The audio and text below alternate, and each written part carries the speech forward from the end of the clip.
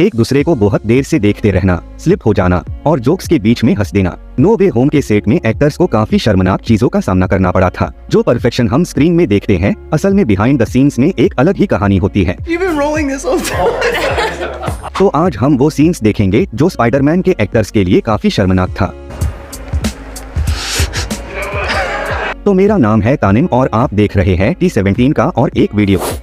अब गौर से मेरे स्पाइडी आंखों में देखो, लेकिन कोशिश करना इसे करते हुए तुम हंसो नहीं। वेल, ये कहने में आसान लगता है। One of the most awkward moment था एंड्रू और टोबे के लिए फिल्म करना की बहुत ही लॉन्ग, डीप और इंटेंसली एक दूसरे को घूरते रहना, जो हम इसके बिहाइंड द सीन्स में भी देख सकते हैं। उस दिन उन्होंने कोई भी सीन में इस सीन से ज्यादा नहीं हंसा था। एक्टर्स ने काफी कोशिश किया था कि वो अपने रोल में रहे, लेकिन जब भी वो ये सीन फिल्म करते थे वो हर बार हंस देते थे, जो कि बहुत ही एम्बैरेसिंग है। अब टॉम हॉलैंड एक बहुत ही ग्रेट सुपर हीरो है, लेकिन उसके लिए उसके लंबे साथियों का मदद करना बहुत ही मुश्किल रहा। I'm supposed to look cool. ये एक फैक्ट है कि टॉम हॉलैंड वाला एमजे जेंडेया उससे लंबा होने के वजह से ये पर्टिकुलर सीन उसके लिए बहुत ही एम्बैरेसिंग चैलेंज बन जाता है। Supposed to gently, rest MJ on the bridge and walk away from her. उसको बहुत ही धीरे से एमजे को ब्रिज पर लैंडिंग करवाना था, क्योंकि उनकी हाइट डिफरेंस ज्यादा था, तो ये करना बहुत ही मुश्किल था। और जेंडेया का पैर टॉम के पैर के पहले जमीन को छू रहा था। I would land before him. My feet obviously hit the ground before he does. और फिर जेंडेया ने वो किया जिसमें वो माहिर है। I would sort of land like this and my feet would swing from underneath me and then she would catch me. Luckily for Tom, उसको बाकी मूवी से बहुत ही कूल लुकिंग मोमेंट्स मिला था। अब ये मानना पड़ेगा कि ये एक इम्प्रूव परफेक्शन था। असल में एंड्रू गारफील्ड को सेट में बहुत भावुक होना पड़ता है, लेकिन एक बार उसका ये इमोशन छूट गया था जब उसने कहा था I love you guys. हालांकि उन्होंने कहीं टेक्स में हंसने के बाद उन्होंने ये सीन पूरा किया, फिर भी उनको ये सीन और भी केओटिक बनाना था, लेकिन असल में उन्होंने ये ब्लू स्क्रीन पर फिल्म किया था, जो इस सीन को फिल्म करना और भी ऑकवर्ड बना देता है। अब वो फुर्तीला हो सकता है, लेकिन वो ग्रेसफुल नहीं है। टॉम हॉलैंड अक्सर सेट में दौड़ता रहता है, लेकिन इसके वजह से उसने एक जायंट सेट पीस अपने साथ गिरा लिया था, लेकिन इतना ही काफी नहीं था, क्योंकि उसने अब सेट डिजाइनर के लिए काम और भी मुश्किल बना दिया था, जिससे शूटिंग में भी काफी डिले हुआ था। और ये सब हुआ एक छोटी सी गलती के वजह से। इस इंसिडेंट के बाद उसने जरूर अपने फ्रंटिक हरकत को थोड़ा कंट्रोल किया होगा।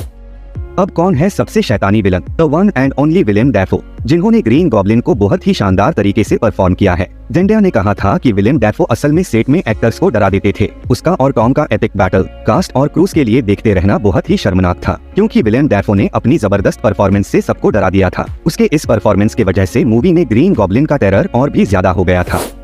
अब क्या एनसीयू के शूज में स्नो ग्रिप होते हैं? क्योंकि हम इस फुटेज में देख सकते हैं कि एक्टर्स को कितना स्ट्रगल करना पड़ा था स्नो में खड़े होने के लिए भी। ये शूज जरूर विंटर वॉकिंग के लिए नहीं बनाया गया होगा। स्पेशली बेनेडिक्ट कम्बरबैच को यहाँ बहुत एम्बैरेसिंग स्लिप्स हुआ था। हमने डॉक्टर स्ट्रेंज को ऐसी हालत में पहले कभी नहीं देखा है, लेकिन हाँ, टॉम हॉलैंड को भी ऐसे स्लिप्स का सामना करना पड़ा था।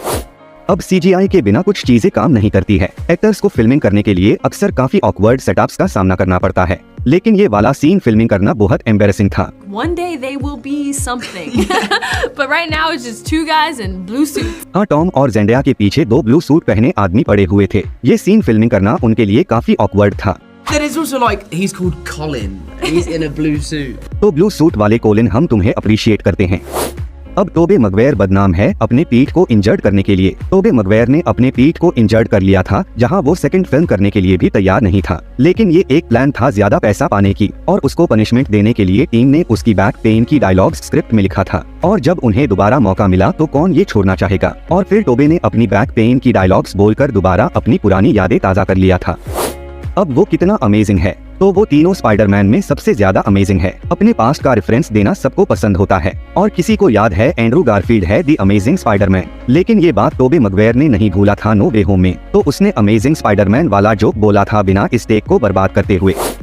अब स्पाइडरमैन वर्सेस स्पाइडर, ये बात बहुत वक्त से चली आई है। अगर टॉम हॉलैंड मकड़ी के जाले से डर जाता है, तो क्या इसका मतलब है कि वो टेक्निकली खुद से ही डर रहा है? हाँ, एक बार टॉम हॉलैंड असल में एक मकड़ी के जाले से डर गया था। ये सुनने में ही कितना एम्बैरेसिंग लगता है। तो इनमें से आपका फेवरेट एम्बैरेसिंग सीन कौन सी है, कमेंट में बताएं। तो मिलते हैं अगले वीडियो में। जाने के पहले वीडियो को लाइक और चैनल को सब्सक्राइब कर देना।